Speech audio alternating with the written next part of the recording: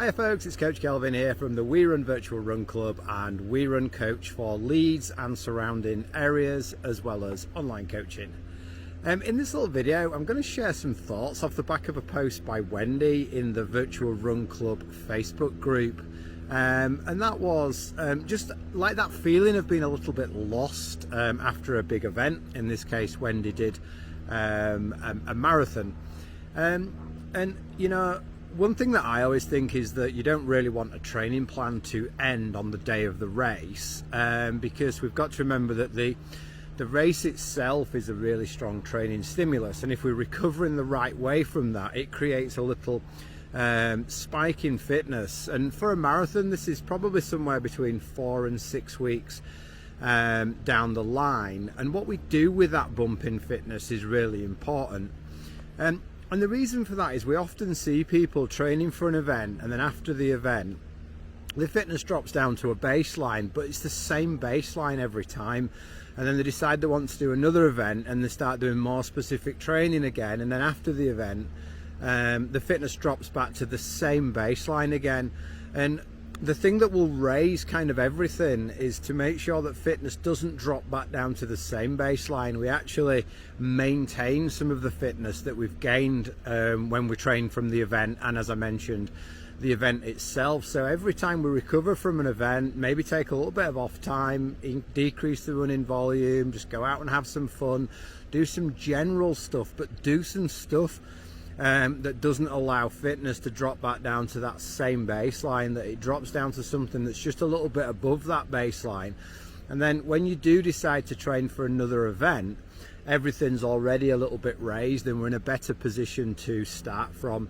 And it is something we see on a regular basis as coaches. We look back at people's training over years. You know, one of the first things I do when I start working with a runner is look back at like 2 years of training history and look for these training patterns and see if there's anything there with the sort of you know, the sort of bigger picture that we can do to help a runner improve.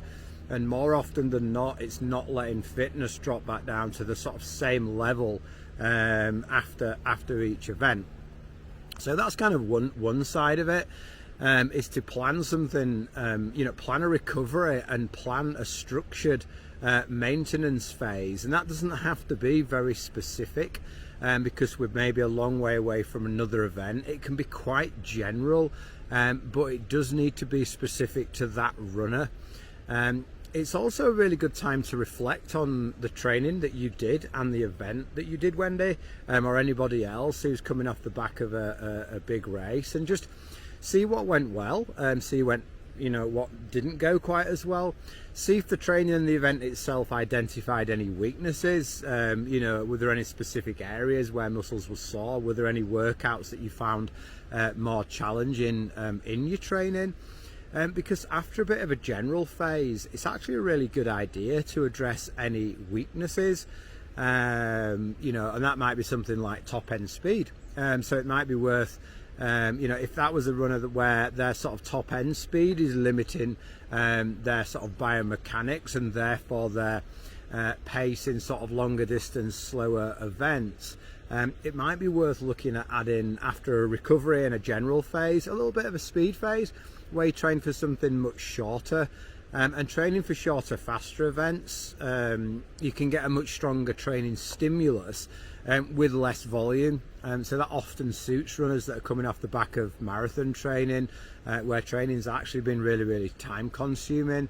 You know, so maybe a recovery phase and then something like a fun little VO2 phase, you know, just while you decide what's gonna come next in your training. So that's one thing to do as well, is reflect on your training and see if your training itself identified any areas that you sort of maybe need to improve, and also if it identified any areas that you might sort of now feel are your strengths. Because if we think about an event, let's say an event in 6 months time, like right now you probably want to start working on weaknesses, but maintaining strengths. And as we get closer to an event, maybe like 3 months away, we'd then maybe focus on strengths a little bit more. So every now and then we're just pulsing in these little bits of training that sort of address weaknesses.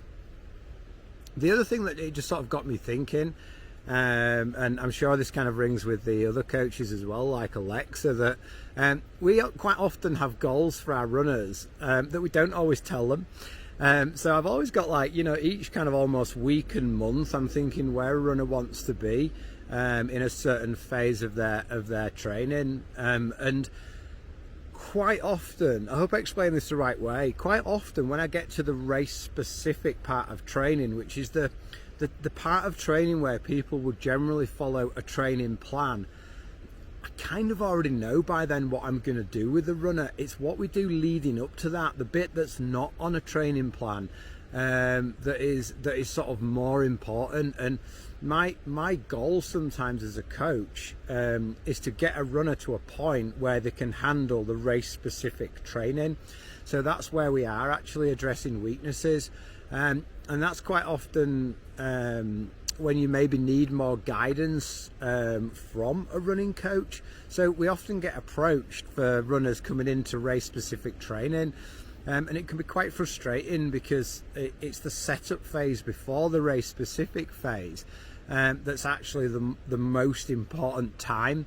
When we're actually, you know, we're talking to runners and we're looking at strengths and weaknesses, you won't ever find that on a training plan maybe that you've just sort of taken off the internet, or even one of the sort of We Run plans. So it might be worth sort of even employing a coach for a short period of time, just to help structure some training that will then allow you to absorb the race specific work more effectively when that comes around. So I hope that made some sort of sense, and if you have any questions or thoughts, just please sort of pop them in the comments below. And for now, happy running.